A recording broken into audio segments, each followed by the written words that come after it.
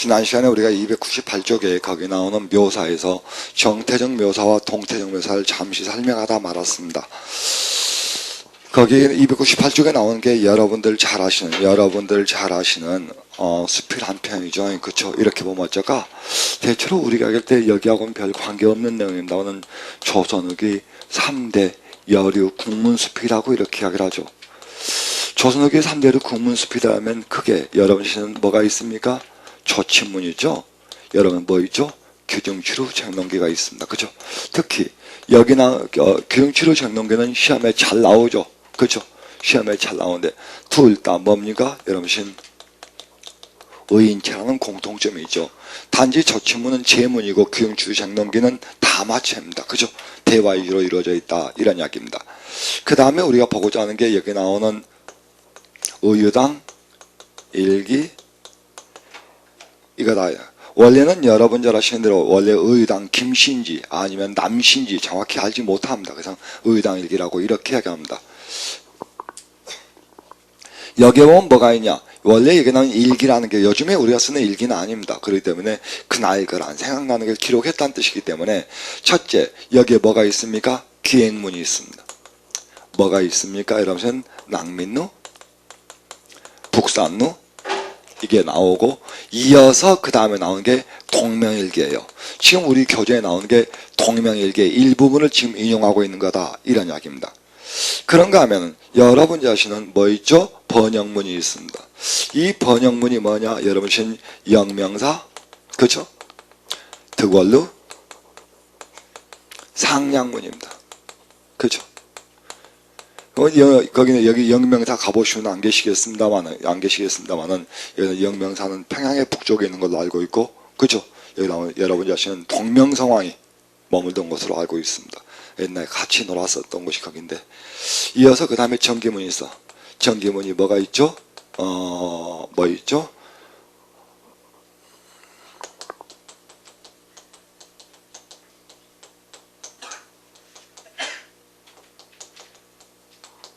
일종의 열전입니다. 일종의 열전이야. 그래서 이게 한번 시험에 나왔었죠. 다음 중 의당 일기에 대해 들어있지 않은 것은 무엇이냐 이런 문제가 있었죠. 그래서 한번 써봤습니다.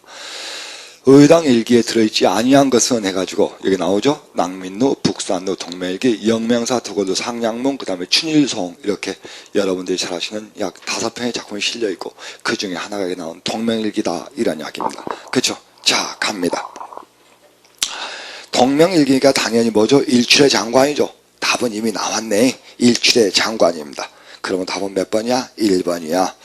홍색이 거룩하여 붉은 기운이 하늘을 뛰노더니 이랑이 소리를 높이 하여 나를 불러 저기 물 밑을 보라 외치거늘 급히 눈을 들어보니 물 밑 혼해였고 큰 희로 같은 줄이 붉기 더욱 기하며 그 기운이 진홍 같은 것이 차차 나오더니 그로 적은 우로 적은 해오리만 밑줄 해오리 반 밑줄 해오리왕 같은 것이 붓기는 호박구슬 호박이 뭔지 아시죠? 그죠? 남자들 보석 말입니다. 호박구슬 갖고 통랑하기는 뭐야? 투명하고 맑기는 호박보다 더 곱더라 그랬네요. 그죠? 그 붉은 우로 후를 움직여 도는데 처음 났던 붉은 기운이 백지 반장 넓이만큼 반드시 비치며 밤 같던 기운이 해대하 차차 커가며 큰 쟁반 안에 큰 쟁반 밑줄 됐습니까? 하여 불긋불긋 번득번득 뛰놀며 적색이 온 바다에 끼치며 먼저 붉은 기운이 쫓아가시며 해 흔들며 뛰놀기 더욱 잘하며 한같고 독같은 것이 이때 한같고 독같은 것 밑줄 좌우로 뛰놀며 황홀히 번득여 양목이 어질하며 그랬네요. 일단 여기까지 보시면 제가 밑줄 쳐놓은 게 3개야. 근데 해오리 밤과 그는 쟁반의 해입니다. 해야. 그리고 한과 독은 해물입니다. 해 주변에는 무리들이야. 해물이들이야. 그죠? 구분하셔야 된다. 그 문제 잘 나오죠? 다음. 일단 여기까지. 중략 앞에까지 지금 뭐죠? 기행문이라고 생각한다면 견문이야. 그죠? 본 거야, 자기가. 그 다음. 일광이 청량하니 망고천하의 그런 장관은 비교할 데가 없더라 그랬으므로 이건 뭐죠? 이거죠? 그러므로 기행문의 상문요소에서 여정만 나타나지 않았네. 여정 견문감사에서 여정 나타나지 아니했다. 해돋이의 장관을 보여주고 있다. 이런 이야기입니다.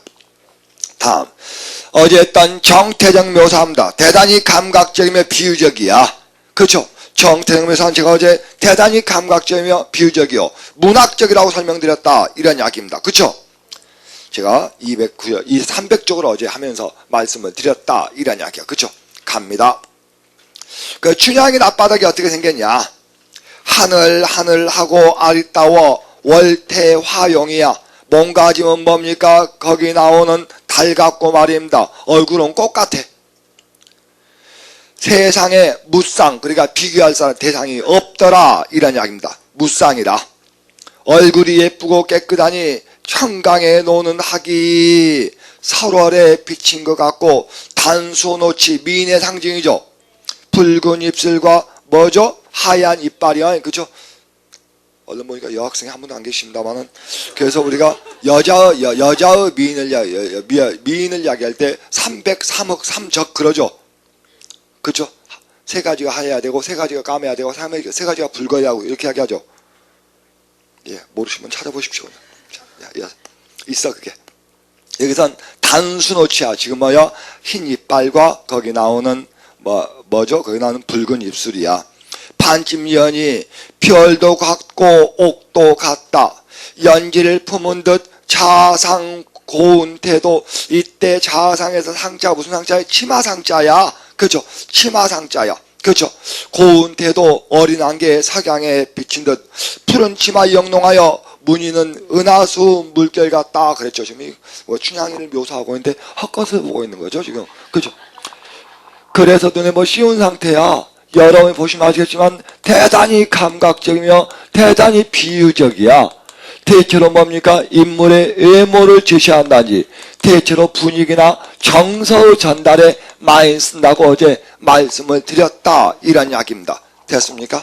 다음 이어서 그 다음에 국회직 8급 문제를 한번 읽어보자. 이런 이야기입니다. 일단 거기 한번 읽어보면 뭐라고 나오냐. 박스 있죠. 박스는 고릴라의 뒷다리 너쉽게 오금이 굳고 발끝이 바깥으로 벌어진 두 다리 위에 그놈 등 뒤로 혹 달린 동체가 붙어있고 그 위로 모가지가 있는 둥 만둥 충대가 위로 깎은 박통만한 큰 머리가 괴상한 얼굴에 가지고는 올라앉은 양은 하일 없이 세계 풍성이가 되어 있는 아메리카 인디언 토토입니다. 그는 체격과 얼굴이 그렇기 때문에 나이는 지금 31로 돼 40이 넘어 보인다 해서 인물의 외모 묘사죠. 설명적 묘사죠. 대체로 묘사다. 이런 이야기입니다. 이랬을 때 먼저 1번 들어갑니다. 1번은 뭐죠? 1번, 2번, 3번, 4번에서 말입니다. 1번을 보면은 두 대상 사이의 공통점을 진술하고 있으므로 비교죠. 두 대상 사이의 공통점을 진술하면 비교를 하겠고 2번 보세요. 두 대상 사이의 차이점을 제시하면 대조를 하겠습니다. 그렇죠? 다음 거기 나온 세 번째 나오죠? 거기 나온 날씨 나오네. 4번은 말입니다. 서사죠. 시간의 경과에 따른 스토리의 전개다. 그렇죠? 서사다 이런 이야기입니다. 그 다음 이어서 5번은 말입니다. 상위 개념을 하위 개념으로 나누고 있네? 당연히 뭐 되고 있습니까? 구분되고 있다. 이런 이야기입니다. 됐습니까?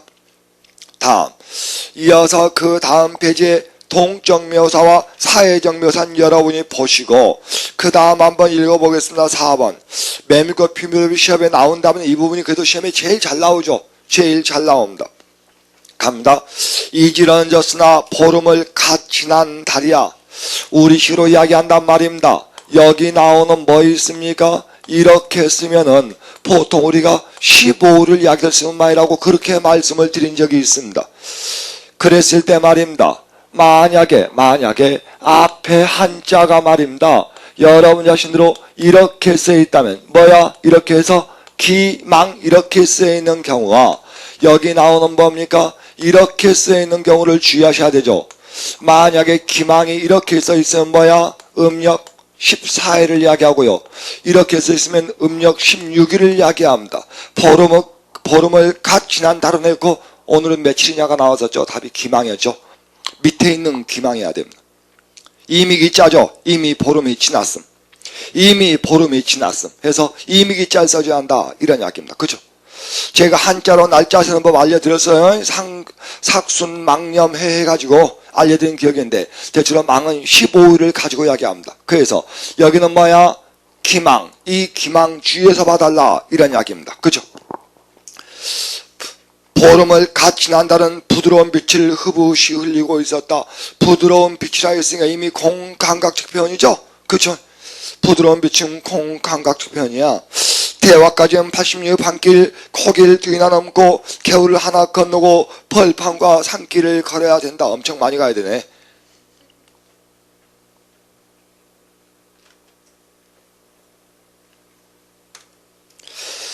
대화까지는 80리 반길 고개를 뒤나 넘고 겨울을 하나 건너고 벌판과 산길을 걸어야 돼. 엄청 많이 가나벼. 가볼까요? 자, 갑니다. 가고 말입니다. 고개를 하나 넘고 그 다음에 평지를 가고 그 다음에 그 고개를 넘고 그 다음에 겨울을 건너고 이렇게 하고 이렇게 가. 여기까지가 지금 뭡니까? 80리야. 여기서 달이 떠. 얘가 초저녁이야. 얘가 초저녁이고 얘가 새벽이야. 그죠? 여기서 쫙 올라가는 겁니다. 짠짜잔 하고 올라가고 여기서 달이 가장 밝아. 그 다음에 달이 떨어져.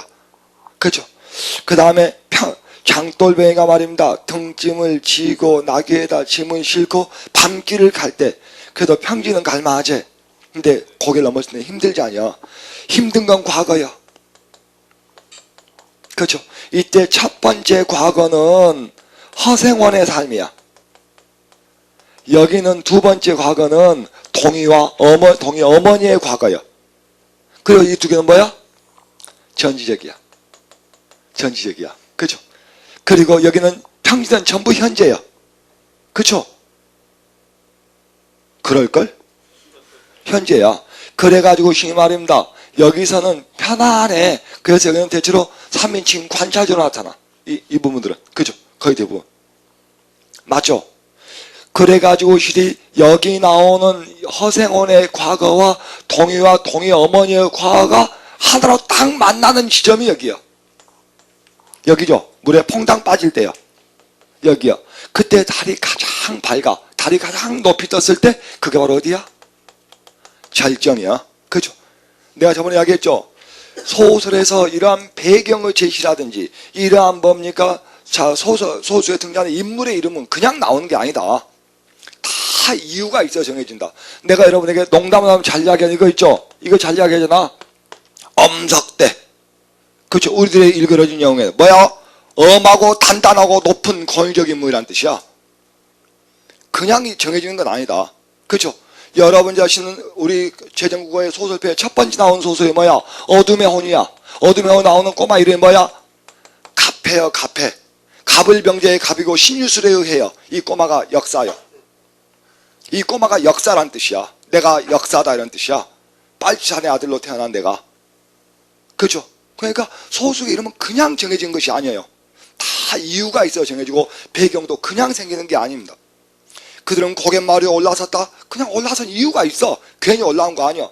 언니가 다 이야기했잖아요. 여러분들이 소설을 읽고도 크게 오래 기억하지 못한 이유는 뭐냐. 내가 언니가 여러분에게 말씀드렸지만은 사랑방송님과 어머니에선 늘 이름 없는 둘 곳을 머릿속에 떠올려야 된다. 여기 나오는 오키가 엄마한테 사기쳤던 꽃 있지? 아저씨가 이 꽃 엄마 갖다 드리 했다는 꽃 말이야. 실은 지가 주워놓고는. 그 엄마한테 사기쳤던 꽃이 있는데 이 꽃이 처음에는 어디가 있었어? 틀에 있었단 말이야. 어디에 있어서? 유치원에 있었어. 그 다음에 어디로 올라오지? 엄마의 풍금 위로 올라와. 어디로 가지? 찬송가 책갈피로 들어가. 그 다음에 쓰레기통으로 들어가. 이게 꽃의 위치가 발단 전개 위기 절정 결말이야. 꽃이 피었다 치는 남녀의 사랑이 피었다 치는 거야. 그렇죠? 그래서 유치원에 있을 땐 평범. 그렇죠? 아저씨가 우리 집에 돌아온 거야. 풍금에 올라올 때 뭐야? 아저씨에 대한 연정을 갖게 되는 거야. 엄마가. 그리고 뭐죠? 이 과부가 그러면 안 된디 하면서 내적 갈등과 인습과 사랑과 충돌이기 때문에 사랑을 감추는 부분이 찬성과 책갈피로 들어가는 거야. 그 다음에 아저씨가 나 간다 하고 가불면 이 쓰레기통에 벗어가는 거야. 이 꽃의 위치가 지금 발동. 이런 걸 잘 잡는 사람이 소설이나 시를 빨리 해요. 그냥 있는 게 아니라 그 꽃 한 송이 그냥. 그러니까 사람들한테 사랑방송인가 어머니 생각하면 기억나는 게 뭐냐 하면 엄마, 오키, 아저씨, 또 그러면 계란, 그 다음 그 없는데요? 그래갖고 가장 중요한 걸 빼먹어 사람들이. 그러니까 내가 농담 삼아서 그냥 하는 소리지만은, 그냥 하는 소리지만은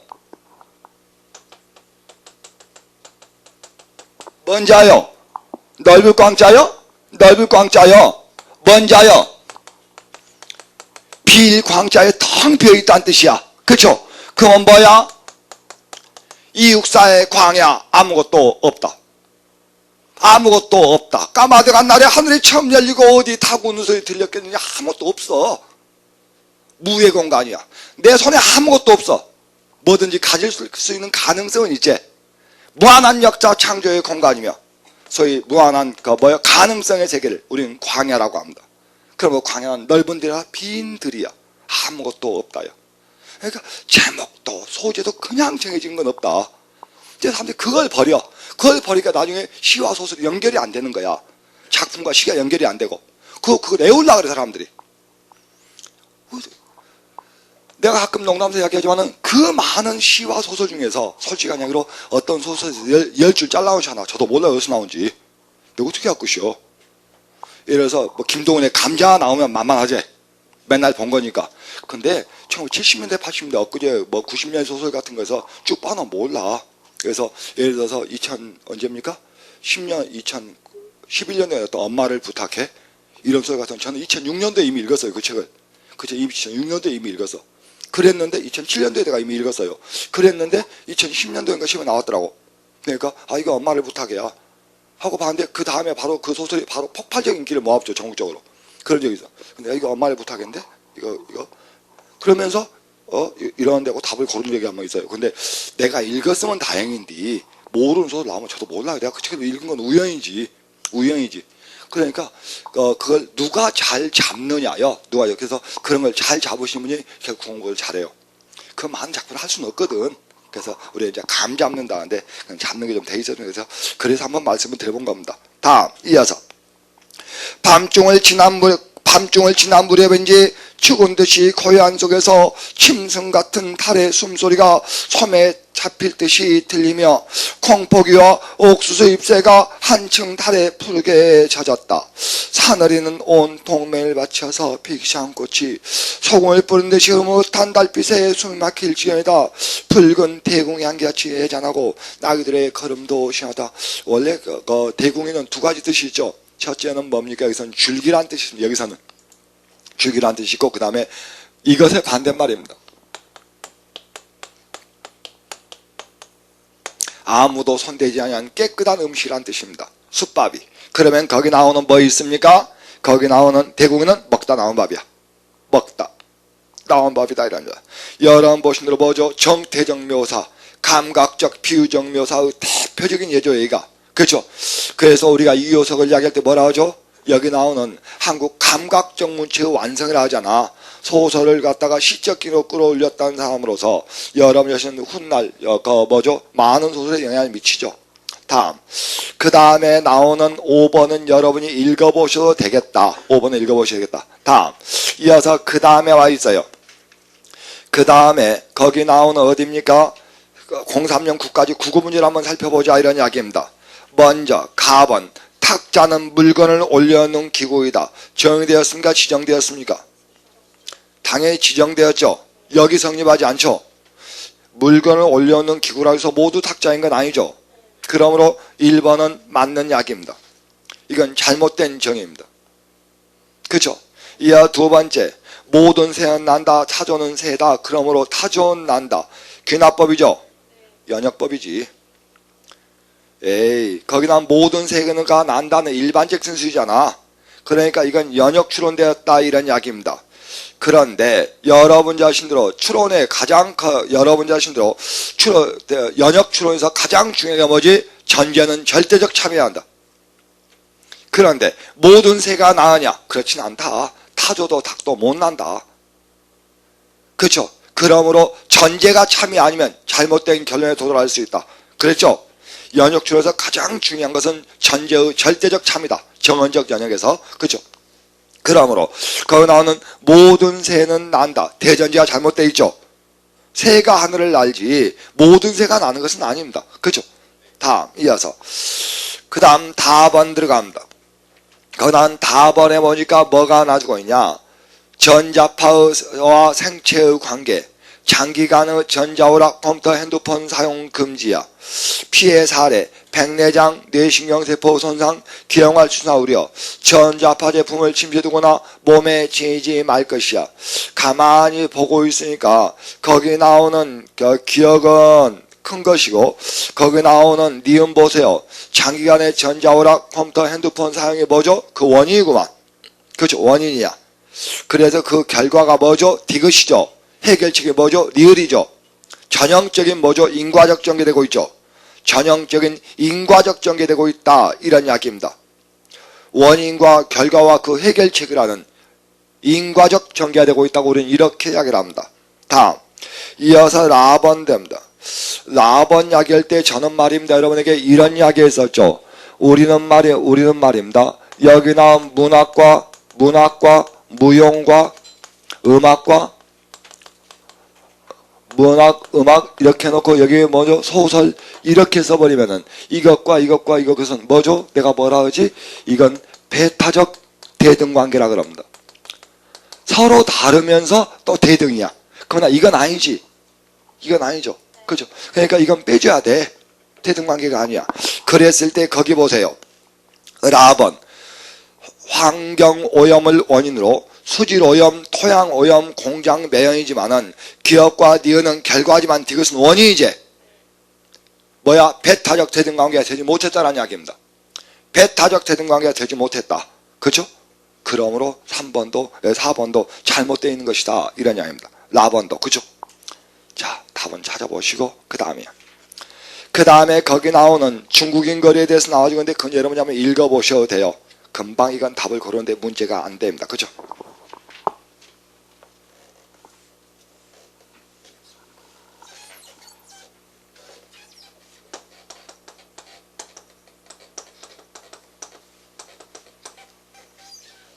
자, 그 다음에 나오는 게 뭐냐? 장문에 들어왔는데 장문에서 먼저 제목 정의가 나옵니다. 거기 나온 제목 정의를 여러분이 쭉 한번 읽어보시는데 아주 간단히 저는 이렇게 합니다.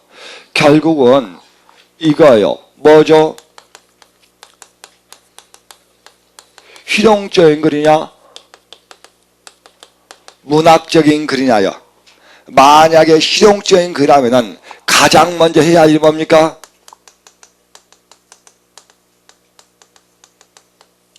중심 화제를 찾는 겁니다. 중심 화제. 그렇죠? 그 다음에 두 번째 뭐죠? 뭐가 있지?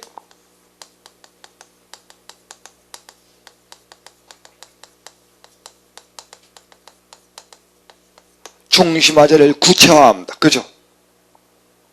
이번엔 말입니다. 이거 갖다 뭐죠?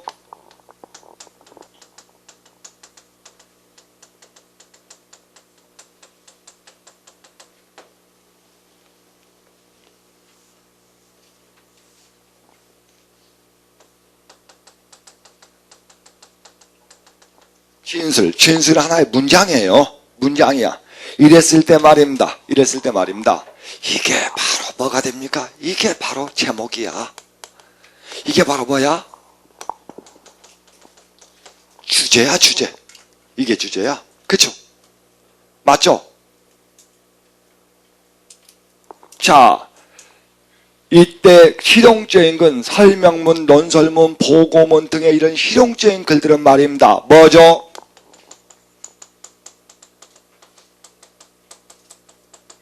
중심하자면 무조건 서두 또는 어디에 있습니까? 결말에 있습니다. 왜냐하면 논설문이나 설명문은 논제의 제시가 먼저 나와야 돼. 설명 대상이 먼저 나와야 돼. 그렇기 때문에 거의 대부분 서두와 결말에 있다 이런 이야기입니다.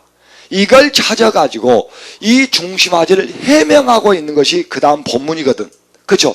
그렇기 때문에 서두와 결말에서 그걸 찾아주고 그걸 하나의 구체화해줘. 예를 들어서 이런 건 좀 심한데 예를 들어서 뭐죠? 중심화제가 사형이네. 그러면 그걸 갖다가 구체화하는 게 뭐냐?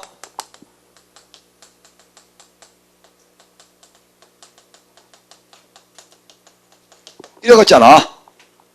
이게 지금 뭡니까? 사형하면은 너무 넓잖아, 범위가. 사형제도 역사를 이야기하고 있는 것인지, 사형의 방법을 이야기하고 있는 것인지, 사형의 법적인 정당성을 묻고 있는 것인지, 종교적 정당성을 모른단 말이야. 그러니까 뭐죠? 이렇게 굳혀야죠. 이게 바로 제목이에요. 그리고 이거 갖다 이제 나는 사형제도의 폐지해야 된다고 생각해. 난 찬성해야 된다고 생각하면 그걸 문장으로 만들어낸 것이 주제다, 이런 이야기입니다.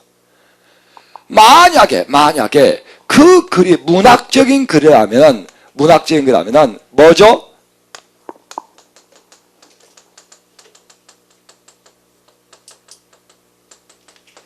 가장 먼저 할 일이 중심 소재를 찾는 것입니다. 중심 소재.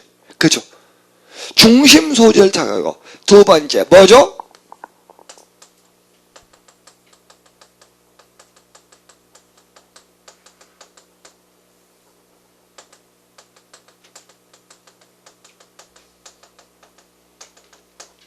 소재의 함축성, 이런 것들을 파악하는 겁니다. 그죠? 이랬을 때 이 함축성 과연 뭘로 나타나지? 비유와 상징으로 나타나지. 비유와 상징으로 나타납니다. 그죠?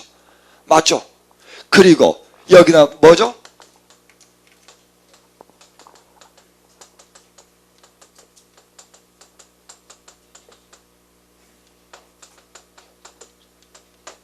그 파악된 의미가 거의 대부분 제목입니다. 그 파악된 의미가 거의 대부분 제목이다, 이런 이야기입니다. 그죠? 그래서 대체로 여기 나오는 뭡니까? 여기 나오는 여기 나오는 문학적인 그런 소재나 제재가 제목인 경우가 많아요. 소재나 제재가 제목인 경우가 아주 많다, 이런 이야기입니다. 그래서 이 글이 문학적인 글이냐 실용적인 글이냐 그걸 먼저 파악하고 그 다음에 어떤 방법으로 찾을 것인지. 예를 들어서 아주 황당한 거지만은 우리가 김소월의 가장 여러분이 잘 아시는 시 진달래꽃이라는 시가 있단 말이야.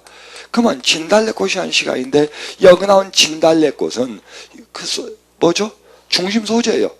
그러나 여기 나온 진달래꽃은 우리가 뭐 있지? 전통적 한의 정서라는 이러한 원형적 상징이 있죠? 있을걸? 있을 거야. 전통적인 한의 정서가 있어. 그래서 이것들을 파악해서 뭐죠?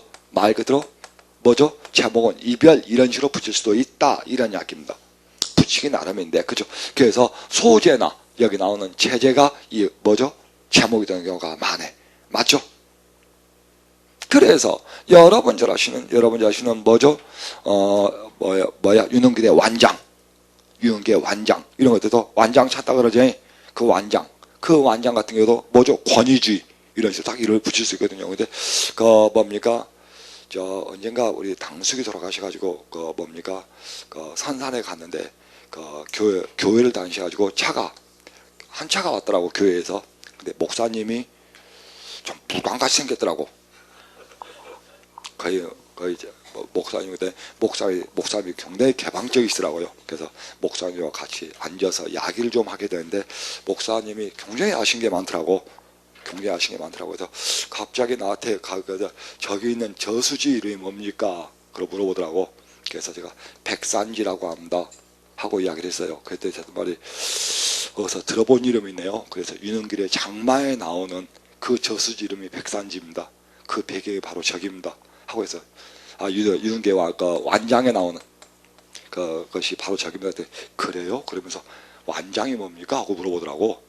완장이 그래서 그 소설 속에서 끝발 하나도 없는 것이 완장 차고 다니면서 권세를 부리는 인물이 있습니다. 근데 한번 시간 나시면 읽어보세요. 근데 진짜 나중에 읽어보고 메일을 보내셨더라고. 그래서 한참 웃었어요. 근데 전 답장을 안 했습니다. 아무튼 그런 것들이야. 그 완장에 관한 항상 이런 것들 찾아낸 거예요. 그죠? 그게 답이에요. 그죠? 자, 그랬을 때 먼저 거기 쭉 읽어보시고 우리 밑에 303쪽의 맨 하단 문제를 풀 텐데 여기는 전혀 뭡니까? 이런 글하고는 지금까지 이야기한 거는 별로 관계가 없어. 그 다음에 2번 문제 같은 게 지금 이런 걸로 푸는 거야. 2번 문제. 그죠? 자, 간다. 언제부터인가 이곳 속초 청호동은 본래의 지명보다 아바이 마을이라는 정겨운 이름으로 불리고 있다. 304쪽에 와 있습니다. 함경도식 먹을거리로 유명해진 곳이기도 하지만 그 사람들의 삶과 문화가 제대로 알려지지 않은 동네이기도 하다. 속초 아바이 마을은 대한민국의 신앙민 집단 정착촌을 대표하는 곳이다. 한국전쟁이 한창이던 1951년 1.4.5 당시 함경도에서 남쪽으로 피난해 왔던 사람들이 휴전과 함께 사람이 거의 살지 않던 이곳 청호동에 정착해 살기 시작했다 해가지고 여기까지 뭐요? 아바이 마을의 형성이죠. 아바이 마을의 형성이다 이런 이야기입니다. 그렇죠? 아바이 마을이 어떻게 해서 형성되었는가요? 다음 두 번째. 동해는 사이사철 풍부한 어종이 잡히는 고마운 곳이다. 봄 바다를 가르며 달려 도착한 곳에서 고기가 다니는 길목에 설치한 어우를 끌어올려 보니 속초 봄바다가 품고 있던 가자미들이 나온다. 다른 고기는 나오다 안 나오다 하지만 이 가자미는 1년 12달 꾸준히 난다. 동해를 대표하는 어종 중에서 명태는 12월에 4월, 도롱은 10월 12월, 오징어는 9월에 12월까지 주로 잡힌다. 하지만 가자미는 사철 잡히는 생선으로 어부들의 말로는 그 자리를 지키고 있는 자리고기라고 한다 했네요. 여기까지 뭐요? 가자미에 대한 이야기죠. 그죠? 그들이 잡는 주요 어종이 가자미란 이야기입니다. 그런데 그 다음이야. 청호동에서 가자미 식혜를 담그는 광경은 이제 낯선 일이 아니다 할 만큼 유명세를 탔다. 함경도 대표 음식인 가자미 식혜가 속초에서 유명하다는 것은 제 입맛이 정확하게 고향을 기억한다는 것과 상통한다. 속초에 새롭게 터전을 잡은 함경도 사람들은 고향 음식이 그리웠다.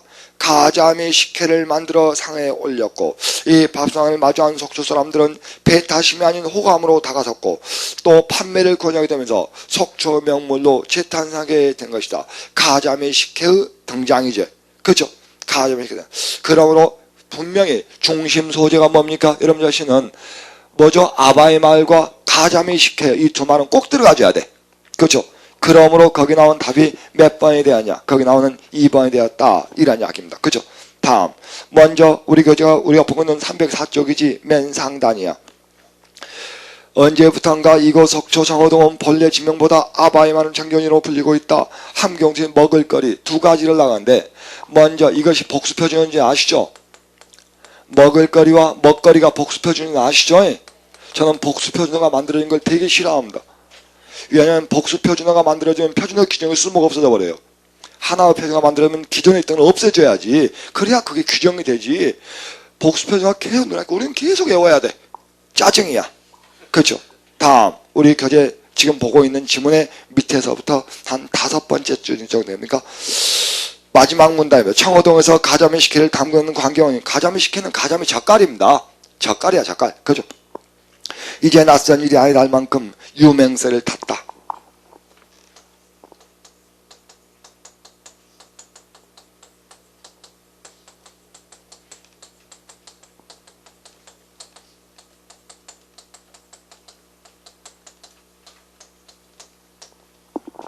유명세는 말입니다. 반드시 뭡니까? 거기 나오는 부정적 상황과만 어울립니다. 호응합니다. 절대로 이렇게 긍정적 상황에 쓸 수 없는 단어예요. 그렇죠? 유명세는 말입니다. 힘들지? 그죠? 힘들었다는 이야기요. 유명세는. 그죠? 그렇기 때문에 그가 말입니다. 거기 나오는 그 연예인이 군대에서 나와서 휴가를 여러 번 왔다는 이유로 그는 혹독한 사회적 비판을 받아서 유명세를 탔다 이런 식으로 쓰는 겁니다. 그죠? 유명세를 치렀다, 유명세를 탔다 이런 식으로 쓰는 거예요. 절대로 부정적 의미로 써주십시오. 긍정적으로 쓰지 말고 여기처럼 쓰면 안 돼. 쓰면 안 돼요. 그죠? 다 이어서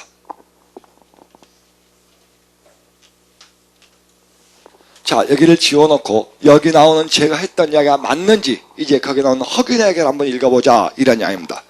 자 갑니다. 허균의 뭐야? 거기 나오는 불기분방이야. 그죠? 불기분방입니다. 됐어요? 불기분방이야. 자 거기에 나오는 게 자세히 보니까 넉사자야. 그 상태에서 어떻게 써있어? 현재 이렇게 써있다 이런 이야기입니다. 그리고 이렇게 써있죠. 그렇죠? 맞죠? 여러분 자신은 이게 뭐야? 그물망자재. 가죽으로 그물을 만들어서 말을 묶어버린 거야. 가죽으로 그물을 만들어서 말을 묶어버렸다 이런 이야기입니다. 그렇죠? 그래서 거기에 나오기를 뭐라고 말 그대로 굴레에 떠놓은 고삐. 그죠? 그래서 말 그대로 굴레기 그러는 거요. 말에 굴레 있죠. 못도망에 꽉 묶어놓는 거. 그죠? 그거야. 그래서 분방해. 얘가 자유분방해. 함부로 행동해. 허균이가. 그죠? 그래서 좋게 이야기하면 무슨 뜻이냐면 속박받지 아니하는 자유롭다는 뜻입니다. 그죠?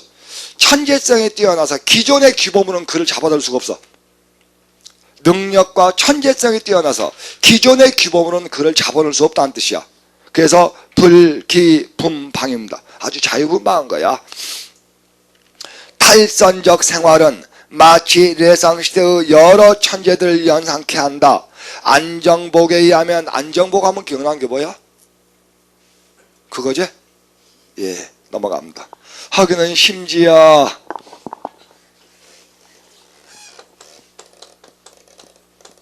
이 말을 만든 사람이지.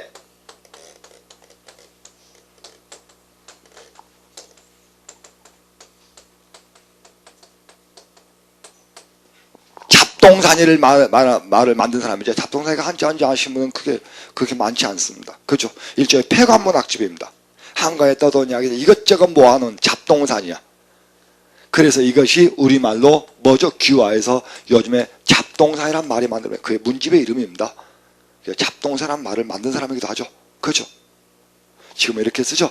잡동사니 이렇게 쓰죠? 그죠? 말 그대로 뭐죠? 잡스러운 것들이 같거나 다를 때도 있어. 하지만 다 흐트러져 있어. 그죠? 맞죠? 허균은 심지어 남녀의 정렬을 천이라고 하고 분별 윤기야. 그죠? 윤기야. 그죠? 그래서 분별은 분별력이고 윤기는 뭐야? 윤리와 기강이지. 이걸 성인직이라고 하여 천이 성인보다 높은 것인 만큼 차라리 성인의 가르침을 지어는 천품의 본성은 감히 어길 수 없느니라고 하였다는 것이다. 그리하여 글께 나는 부박한 문사들이 부박해 경박해 그런 문사들이 그의 문도가 되어 천학을 주었지만 그것은 서양의 천주학과는 소양의 차이. 소양이 뭐야? 하늘과 땅이지. 소양지차란 말이 있죠. 천양지차 소양지차 그러잖아. 하늘과 땅의 차이가 있는 것이요 견주어 같이 노할 성질의 것이 못된다 하였다.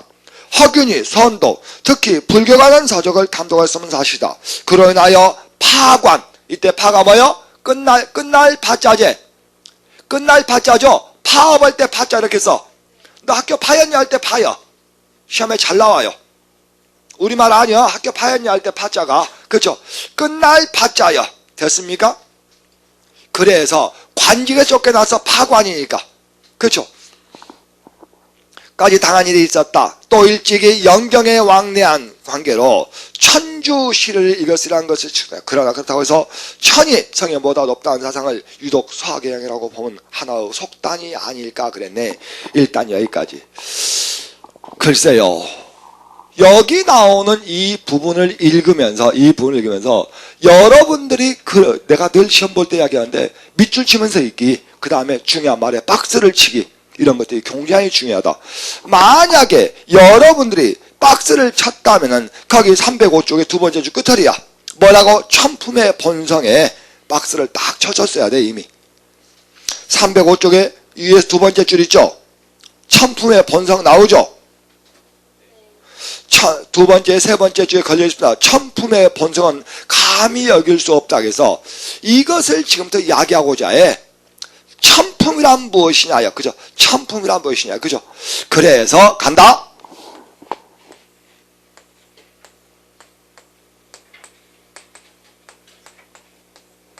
이래서 있어요. 그죠? 뭔 품자요? 에이, 여줄 품자요. 근데 이런 뜻도 있어요. 뭐라고? 천품. 하늘이 내린. 그죠? 본성이야. 그게 천품이야. 그죠? 그래서 우리가 여줄품. 품이서란 말이죠. 품이서란 말이죠. 이 사람이 의견을 여쭈는 게 품이서죠. 그럴걸? 그죠? 그래서 내릴 품이야. 그래서 하늘이 우리 인간에 내려준 본성, 그가 가장 강조한 게 이거요.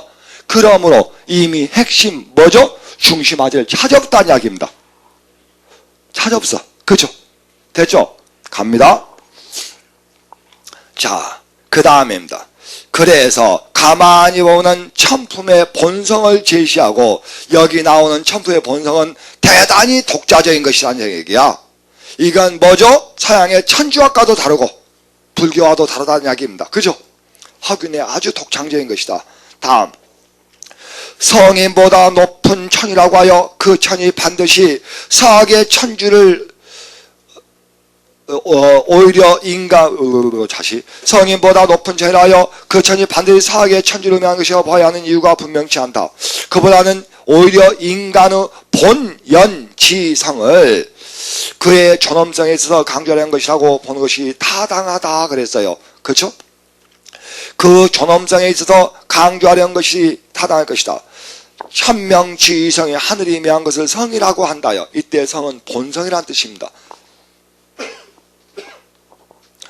성 자체의 존엄성이 성인이 제정한 윤기보다 우월하다는 뜻일 것이다. 삼강오륜이 절대 불가침의 도중이 되었던 그 당시에서 대단무쌍한 발현이라고 하겠으나, 오히려 모든 도덕률의 근거가 다름 아닌 인간의 본성을 기반하고 있음을 밝히는 것이라고 보아야겠다. 공자도 50지천명이죠. 50을 또는 지명 지천명이라 그래. 60을 이순이라 그래. 뭐죠? 어떤 소리를 들어도 귀에 거슬리지 않는 나이야. 않았던가 그랬네요. 자, 다음. 일단 여기까지가 두 번째 문단이래. 두 번째 문단에서는 뭐죠? 여기 나오는 위에서 이야기한 천품의 본성이란 무엇이냐, 이런 이야기입니다. 그걸 해명하고 있어요. 그렇죠? 자, 그 다음 마지막에 물론 해가지고 문단이 첫 문단, 두 번째 문단, 세 번째 문단에 나왔다면, 제가 보기엔 여기는 뭐죠? 화제의 유도야. 화제의 유도고, 여기는 뭐요? 주지야. 이건 쓸데없는 것이야. 그죠? 부연이야. 물론 허균 자신의 탐, 욕심이죠. 음란함이죠. 그 다음에 종욕, 자기가 하고자 하는 대로 하는 거야. 지 마음대로 하는 거예요. 이것을 여기 나오는 종심소욕 분류거, 종심이 몇 살이지? 종심이 몇 살이에요? 70살이죠. 그러니까 70이 되면 내 하고자 하는 바로 했다. 그러나 법도를 벗어나지 아니했다 해서 70의 나이를 종심이라고 하죠. 내가 하고자 하는 대로 마음대로 했다. 그러나 법도를 벗어나지 아니했다가 종심이지. 경주와 혼동하였다면 그것은 용서가 안 될 것이다. 그러나 시대의 변천을 무시하고 그저 구곡이야. 뭐죠? 구각이야. 뭐야? 그러니까 구각이 뭐야? 껍질각이지. 껍데기야. 껍데기야. 그 껍데기만을 묵수 뭐야? 과거의 것을 굳게 지키는 것이 묵수요. 그래서 하루만 태도에서부터 용감하게 탈피하여 보다 근원적인 천과 관련이 있어서 인간성의 진면목을 드러내 보이고 싶었던 것은 아닐까 그랬네. 그러니까 여기의 중심 소재는 뭐냐? 이거 여기 나오는 뭐죠? 허균의 사상이에요. 허균의 사상이 뭔가? 천품의 본성이야. 그렇죠? 천품의 본성이 구체화된 것이 뭐요? 인간의 본성이야. 그렇죠? 맞죠? 그래서 답이 나온 것이 1번이다. 이런 이야기입니다. 조금 더 실용적인 글들을 가지고 제목을 좀 정해봐야 하는데 나중에 다음 시간에 한번 잡아보겠습니다. 자, 오늘 여기까지 했습니다. 고생하셨습니다.